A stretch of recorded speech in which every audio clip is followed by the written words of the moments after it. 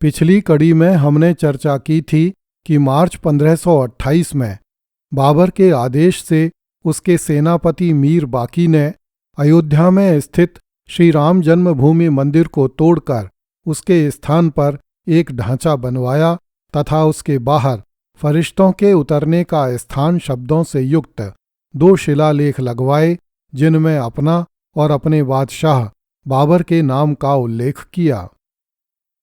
बाबर ने अपनी आत्मकथा में लिखा है कि सांगा के बाद उसका पुत्र रत्न सिंह चित्तौड़ का स्वामी हो गया था और सांगा का दूसरा पुत्र विक्रमाजीत अपनी माता पद्मावती के साथ रणथंभौर के किले में रहता था। जब महाराणा सांगा जीवित था तब उसने मांडू के सुल्तान महमूद खिलजी को परास्त करके उससे रत्नजटित सोने की पेटी एवं रत्नजटित सोने का मुकुट प्राप्त किया था। इस समय वे दोनों वस्तुएं विक्रमाजीत की माता पद्मावती के पास थीं। राणा रत्न सिंह इन दोनों चीजों की मांग कर रहा था, किंतु विक्रमाजीत ये दोनों वस्तुएं अपने सौतेले बड़े भाई राणा रत्न सिंह को देने के लिए तैयार नहीं था।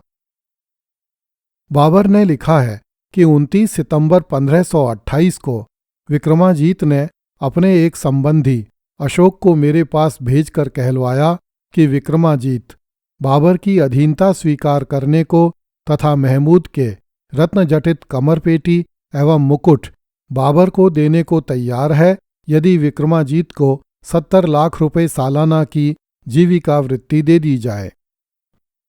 इस पर बाबर ने विक्रमाजीत से कहलवाया कि यदि विक्रमाजीत रणथंभौर का किला बाबर को समर्पित कर दे तो विक्रमाजीत को उसकी इच्छानुसार परगने दिए जाएंगे। इस पर विक्रमाजीत ने प्रस्ताव भिजवाया कि वह रणथंभौर के स्थान पर बयाना का किला दे सकता है। बाबर ने इस संबंध में आगे कुछ भी नहीं लिखा है। संभवतः यह वार्ता आगे नहीं बढ़ पाई क्योंकि बाबर को अफगानियों का दमन करने के लिए पूरब की ओर जाना पड़ा। 18 सितंबर 1528 को बाबर का पुत्र मिर्जा अस्करी मुल्तान से आकर बाबर की सेवा में उपस्थित हुआ। उसे बाबर ने ही बुलाया था। उन्हीं दिनों बाबर को सूचना मिली कि सिकंदर लोदी के पुत्र महमूद खां लोदी ने पुनः 10,000 सैनिकों की एक सेना एकत्रित कर ली है और उसने बिहार पर अधिकार कर लिया है। बाबर ने 20 दिसंबर 1528 को मिर्जा अस्करी तथा बहुत से सेनापतियों को महमूद खां लोदी का दमन करने के लिए भेजा। महमूद खां लोदी ने मिर्जा अस्करी की सेना को पराजित कर दिया। इस पर 20 जनवरी 1529 को बाबर स्वयं भी बिहार के लिए रवाना हो गया।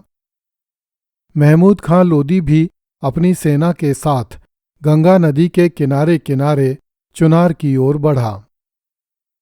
31 मार्च 1529 को बाबर चुनार पहुंच गया। बहुत से अफगान सेनापति डरकर बाबर की शरण में आ गए और बहुत से अफगान सेनापति अपनी सेना के साथ बंगाल की ओर भाग गए। बाबर निरंतर आगे बढ़ता हुआ गंगा तथा कर्मनाशा नदी के संगम पर पहुंच गया। बाबर ने अफगानों से अंतिम संघर्ष करने का निश्चय कर लिया। 1 मई 1529 को बाबर ने गंगा नदी को पार कर लिया। 3 दिन के बाद उसकी सेना ने घाघरा नदी को पार करने का प्रयत्न किया। अफगानों ने बाबर की सेना को रोकने का भरसक प्रयास किया। घाघरा नदी तिब्बत से निकलकर नेपाल होती हुई भारत में प्रवेश करती है तथा उत्तर प्रदेश एवं बिहार में प्रवाहित होती हुई बलिया एवं छपरा के बीच गंगा जी में मिल जाती है।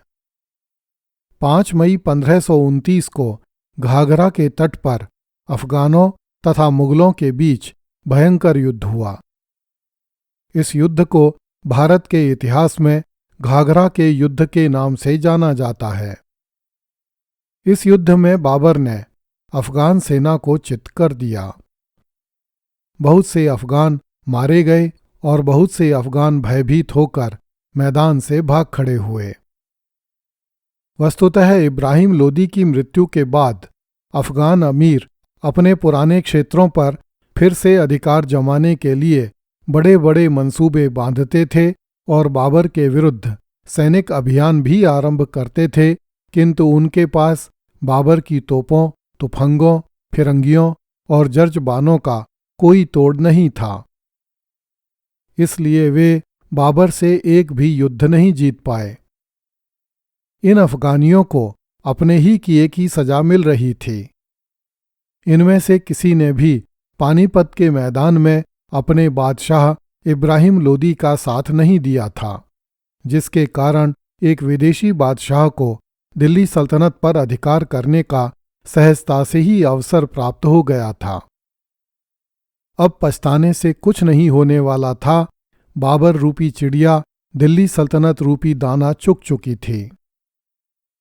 बाबर ने महमूद खां लोदी को परास्त करने के बाद बंगाल के शासक नसरत शाह को संधि करने के लिए विवश किया। नसरत शाह ने बाबर की अधीनता स्वीकार कर ली तथा भविष्य में विद्रोह नहीं करने का वचन दिया। यह बाबर की भारत में अंतिम बड़ी विजय थी।